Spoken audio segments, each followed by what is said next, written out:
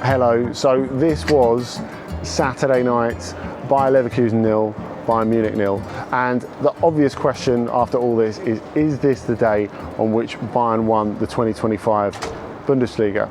Of course, an 8-point gap between the two teams at the start after a few little drop points by Leverkusen recently, notably that 0-0 draw at Wolfsburg last week when Xabi Alonso changed 8 of the 11 that beat Köln, their local rivals, in the cup a few days before. And you know, it was persuasive, the idea that he needed to freshen it up. The fact that he brought Florian Wirtz on over only for the last 25 minutes or so of that game, and we'll come back to that in a minute actually, but it made Leverkusen lose a bit of momentum. They got to the point where they were 8 points behind it. They'd come into this fixture leading by 5 points last year, at pretty much the same point, so 13 months ago, and their win set them up, of course, for going downhill for the rest of the season, and they were fantastic, and Bayern never got close to them. So this is a different feeling tonight. We've just been to speak to some of the Leverkusen players, as you'll see on one of our later videos on the OTC YouTube channel here. But there is a sense of disappointment from Leverkusen that they weren't able to make their complete dominance of this game count. There was clearly a game plan to physically get after Bayern in the early stages of this game. There was some brutal treatment of Jamal Musiala in particular. Jonathan Tah was following him everywhere, and he copped a few fouls off other players in the Leverkusen team. They sort of rotated the fouls quite well. But considering how much they dominated it, and of course there were really close ones like that shot from Nathan Teller in the first half that hit the crossbar from the cross from the left-hand side, and the Florian Wirtz one that he missed right at the end, which none of the stadium could believe. But it wasn't a really difficult evening for Manuel Neuer. He didn't have his busiest day of the season. And really, if we're looking at what's happened in the Leverkusen-Bayern dynamic this season, Leverkusen haven't dropped off that much. I think you can look at the table and think, oh, okay, after the Lord Mayor's show, they were never going to be able to follow this. Of course, they were never going to do another unbeaten season, and they haven't done that.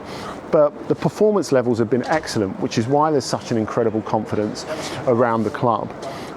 But Bayern have been relentless. But when we think of relentless Bayern, we think of Hansi Flick's Bayern, we think of Julian Nagelsmann's Bayern at times. Maybe not so much Thomas Tuchel's Bayern, even though he did win a Bundesliga championship while he was here. But we think of Bayern and how irrepressible they are when they're coming forward, and particularly at home at Allianz Arena. But this Bayern is a little bit different under Vincent Kompany. Now, of course, having seen Kompany coaching, many of you will have seen him coaching in great detail at Burnley. You think of a team that's bold, that's attacking, that's exciting, that takes a few defensive risks, is fair to say. So when Kompany did come here to Germany, we thought, is he really the guy to sort out this defence that's had so many problems under Flick, under Nagelsmann, under Tuchel, and particularly for Nagelsmann and Tuchel? Bayern's poor defending, poor defensive recruitment was something that's really held them back in those two periods, and maybe contributed, you can certainly argue, to those guys not lasting a little bit longer than they did in the Bayern head coach's job. You wouldn't have picked Kompany as the man to sort out that defence. But really, at times, I couldn't leave their half here tonight at the BayArena. Instead, they were completely camped. It was almost like a training match in some bits, you know, attack versus defence. But given how much pressure they were under, given the fact that Leverkusen have a plan, given the fact that Leverkusen are absolutely relentless, it's remarkable that Bayern managed to withstand it. And not only that, they protected Manuel Neuer really well. He didn't need a game of his life. He didn't need to be like he was for Schalke at Porto all those years ago in the Champions League. It's the one I always go back to with Manuel Neuer. I love that performance so much, and I was there that night. But I think as the game went on, Dayot Upamecano, who we know can be quite inconsistent, an absolute prince of a central defender on his day, but does have a rick in him, he was excellent in this game. So was Kim Min-jae, very, very good in the second half as it went on. And the way that those two have worked so well as the season has gone on has been something absolutely vital for Bayern. Because if you think about it, what we thought would be the key to their defensive improvement is improving the midfield. Now, it has been in a way, but maybe not in the way that we initially thought. Going on with that theme of surprises and how recruitment has turned out a little bit better, or a little bit different maybe, on the pitch as well as off the pitch. Now, of course, they spent 2 transfer windows trying to get in João Palhinha from Fulham, eventually got him this summer. And yet Palhinha, his influence so far has been negligible in Munich, because at the start of the season, Kompany preferred to pick Alexander Pavlovic, and of course they're really big on Bayern DNA. They really want to bring their own players through the academy all the time. But Pavlovic has been excellent.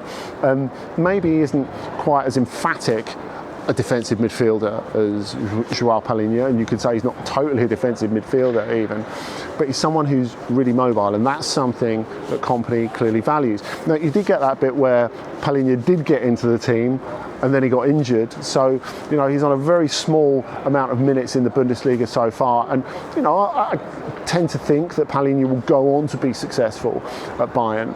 But given that he was thought of as being such a key signing, if you'd have said at the start of this season that he would play as little as he actually did, you wouldn't have thought that it had gone so well for Bayern as it actually has done overall. And then we talk about Neuer getting back to his best form. We talk about that partnership between Upamecano and Kim, which has been really excellent. You think of Upamecano and his movement, you think of Kim and his physicality. They've clicked together really, really well. They're not quite perfect, but they've been very, very good so far. So to have that sense that today, here, against the champions, which still seems weird to say, they were almost like prime Mourinho Chelsea or prime Simeone Atletico. That's something we never expect with Bayern. We expect a Bayern who are at least 30, maybe even 40 yards further up the pitch than Bayern were tonight here in Leverkusen. But as it turns out, they did get the draw. Maybe some will say that Leverkusen deserved to win the game, and I would tend to think that, but did they create enough chances to actually win the game and clear chances? Well, Wirtz missed that big one at the end, just as he missed that big one that he created for himself at the end of the game last weekend at Wolfsburg, taking us back to the beginning. Wirtz came on having played in the week against Köln and played such a taxing game. So Alonso chose to use him less, and then brought him on to try and hit Wolfsburg late on. Almost worked. He almost scored a brilliant solo goal. Did the really difficult bit by dribbling around a couple of players, and when he created the chance for himself, he missed it. And that's kind of what happened tonight. The best player on the pitch again tonight, Florian Wirtz. You know how much we love him on OTC, but he didn't get his happy ending. Bayern did. They got the point. It's still 8 points. The gap at the top, with 12 games to go. Of course, Leverkusen are saying publicly they can make it up, but it would take an incredible implosion from Bayern at this point to stop them winning their title back. So maybe we'll think of this as the day where they did win the Bundesliga in 24-25. Thanks for joining us as always. We'll be back with another one of these next Monday, so remember to like and subscribe. Remember as well, of course, to subscribe to the podcast. You can subscribe to the podcast on any of your favourite podcatchers.